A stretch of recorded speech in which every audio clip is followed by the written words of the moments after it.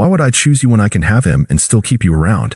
She laughed, so I blocked her, vanished, and moved on. Now even her mom begs me to take her back. Hey, viewers. Before we move on to the video, please make sure to subscribe to the channel and hit the like button if you want to see more stories like this. Thanks. I used to think love was about sticking through the hard parts, pushing past discomfort, trusting even when things didn't feel right. I used to tell myself that loyalty mattered more than pride, that if you really loved someone, you didn't walk away just because things got messy. Turns out, that kind of love only works when both people are playing the same game. I met Rachel 3 years ago at a local networking event. I wasn't even planning to go. I'm not exactly the social type. I work in IT. I'm quiet, laid back, and tend to stay in my own lane. But a friend dragged me along, and that's where I met her. She was magnetic. Loud in a way I wasn't used to. Effortlessly charming. Always in the center of the room, laughing like the world owed her joy. I was stunned she even noticed me. We started talking, and somehow it just clicked. She said I was refreshing.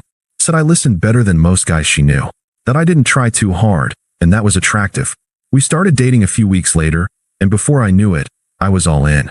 I helped her get her first marketing job. I proofread her resume, coached her through interviews. I paid most of the rent when she said she wanted to quit her retail job and really pursue something meaningful. For a year, I picked up the slack, bills, groceries, Uber rides, late-night food runs. I never minded. I believed in her. She had dreams. She wanted to start a social media consultancy. I even helped her build a basic website, bought her domain, set up the SEO, all of it. I genuinely thought we were building a life together. But over time, I started noticing a pattern. She was always tired when we were alone, always distracted. Phone face down on the table, constant giggles at texts she wouldn't explain.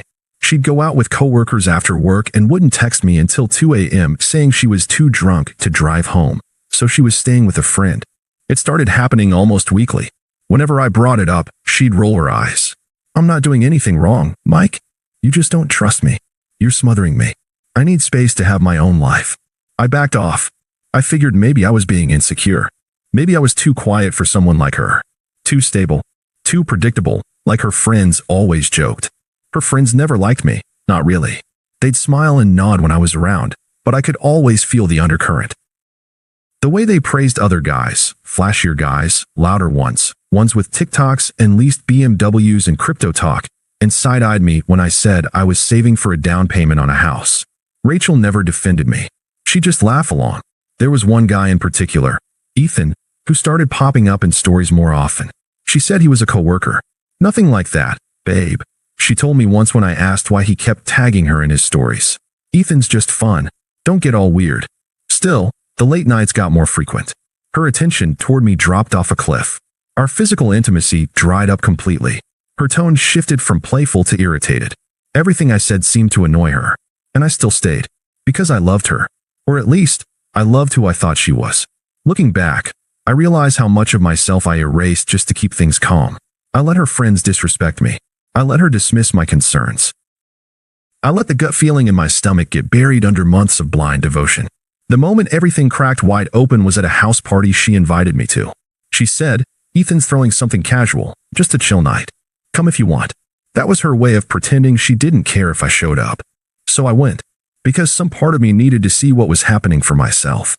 It was loud, drunk, packed with people I didn't know, mostly 20-something marketing types, gym guys in chain necklaces, girls taking selfies in the bathroom mirror. I was awkwardly sipping a drink in the corner when I heard her voice, laughing, loud, in the kitchen. I couldn't help it. I moved closer. She didn't see me standing near the doorway. I was blocked by the angle of the fridge. She was talking to 2 girls I'd seen around before, one of them her friend Lexi, who really didn't like me. Rachel was leaning on the counter, red Solo cup in hand, hair falling over one eye as she said, and I swear to God I will never forget the words, Mike, please. Why would I choose him when I can have Ethan and still keep Mike around for security? Her friends burst out laughing. One of them said, girl, you're evil. And Rachel just grinned. I mean, he's basically my emotional support dog at this point. Loyal and low maintenance. I didn't move. I didn't say anything. I just stared at the floor for a few seconds, long enough for the nausea to hit me like a wave. Then I walked out. Quietly. No scene. No confrontation. I left her at that party, laughing, smug, surrounded by people who thought loyalty was something to mock. She came home drunk at 3 a.m., banging on the door.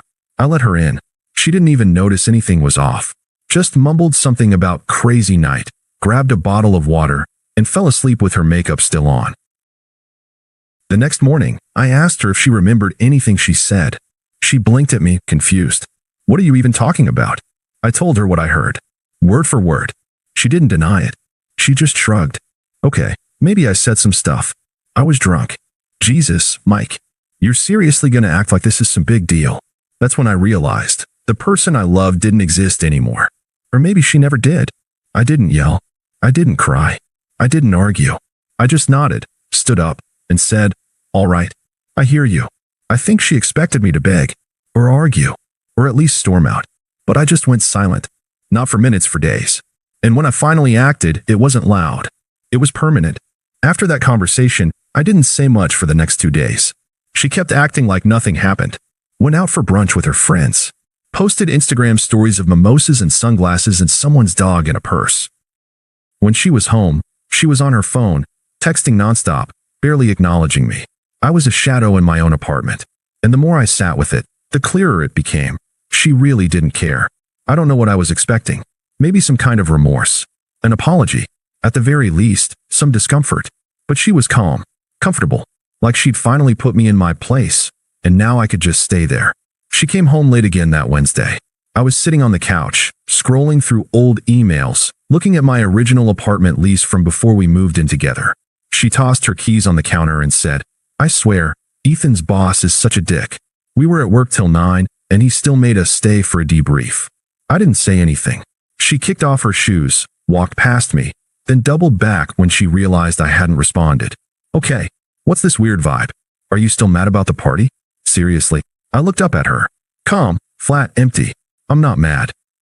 I just finally heard you clearly." She rolled her eyes. "God, you're so sensitive. I already said I was drunk. I was just venting. You act like I cheated or something."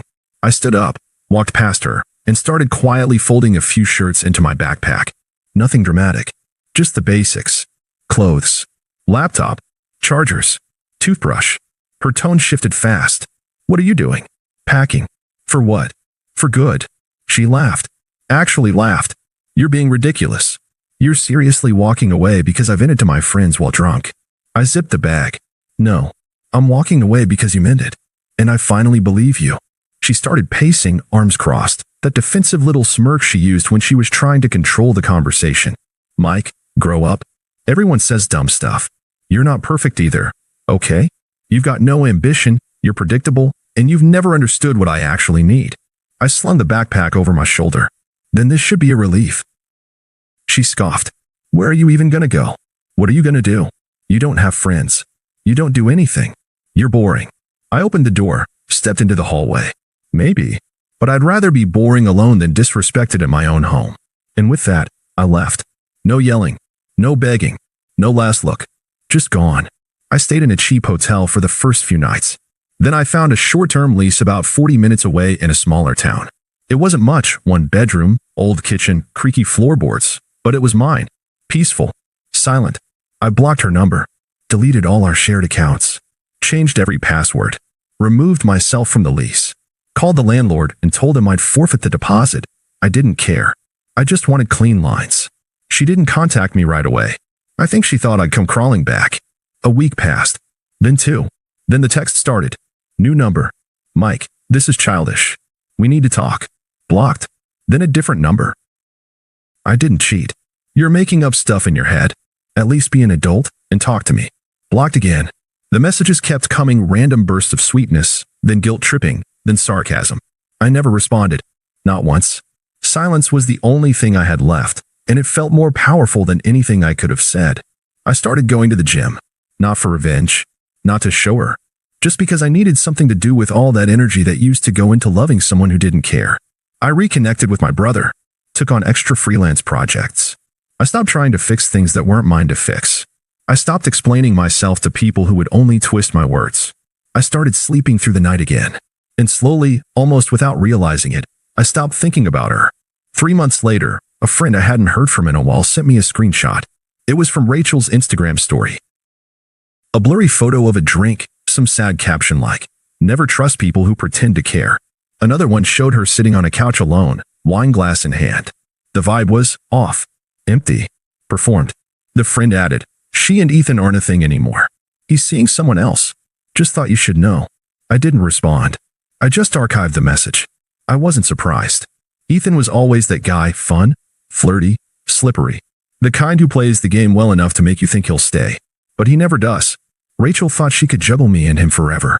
She thought I'd be her emotional backup generator, always there when things failed. But I cut the cord. Quietly. Fully. And that silence? It started echoing in her life. I could feel it. After I left, I went completely off the radar. No social media. No texts.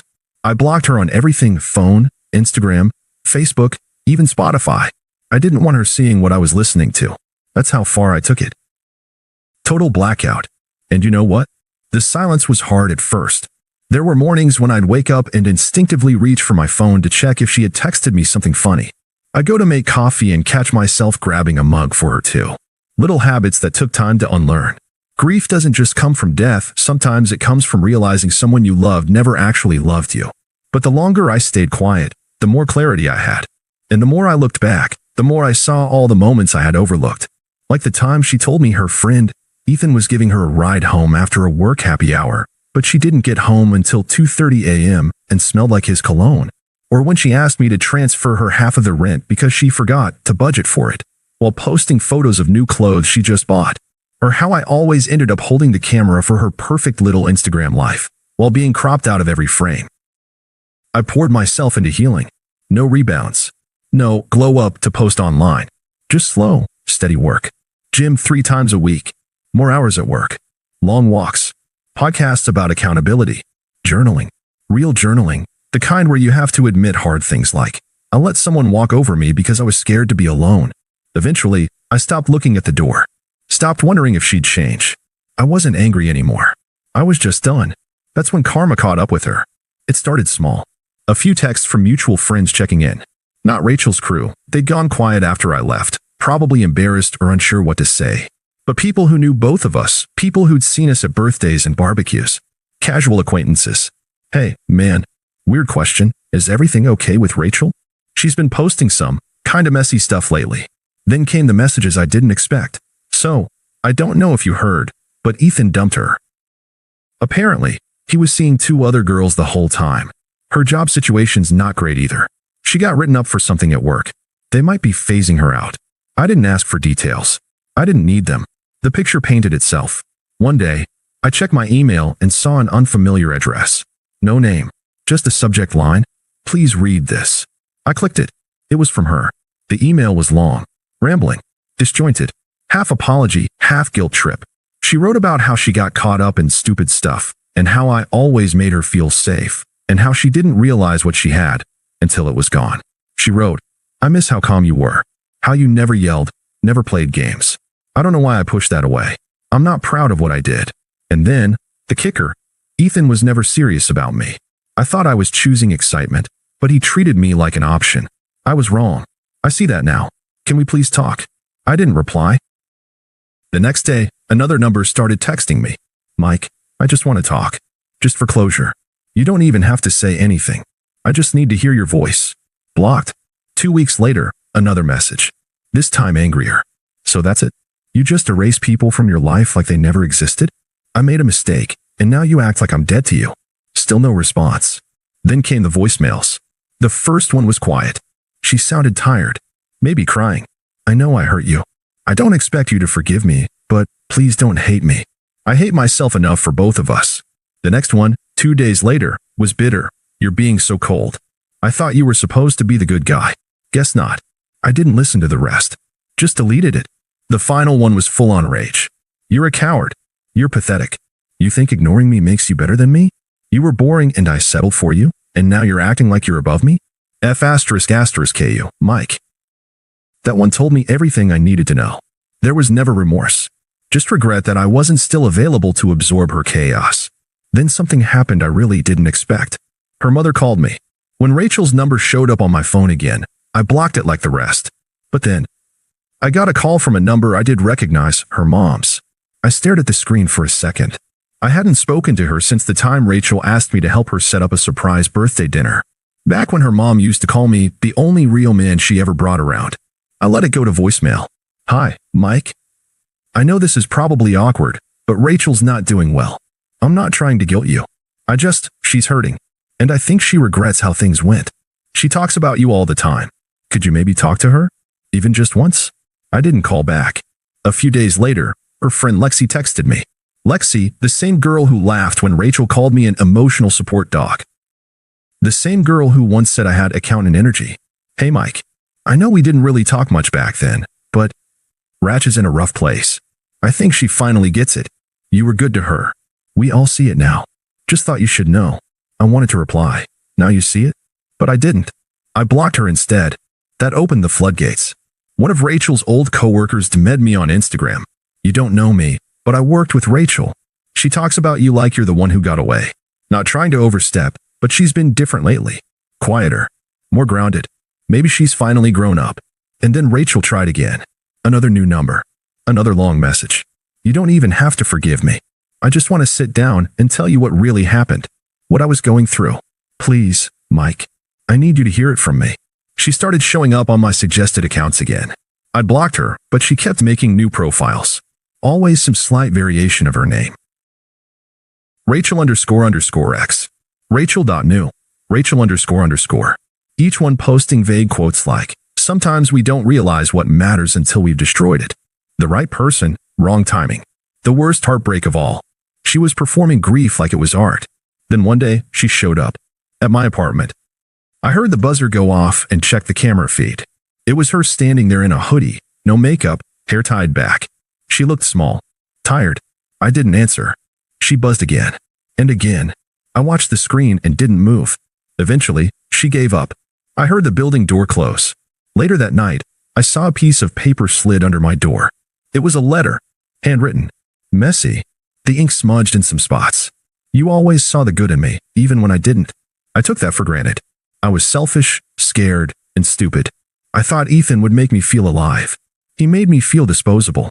I know I don't deserve a second chance, but I'd give anything to be in the same room with you again, even just as a friend. I folded it neatly, put it in a drawer, and never touched it again. Her final message came 3 days later. A voicemail. Her voice was raw. No filters. No act. I can't believe you're doing this. I was there for you when you were broke and weird and quiet. I made you cool. I introduced you to people. And now you act like you never knew me? You think you're better than me now? You were never better, Mike. You were just safe. Click. That was the last time I heard her voice. 1 year later, I ran into her. It was at a friend's engagement party. One of those weird mutuals who somehow stayed in both our lives. I wasn't going to go, but my girlfriend convinced me. Yeah, girlfriend.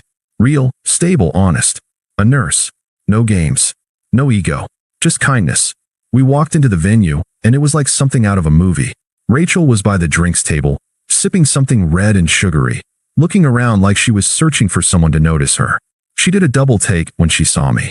Her mouth fell open for just a second, and then she plastered on that fake little smile I used to fall for.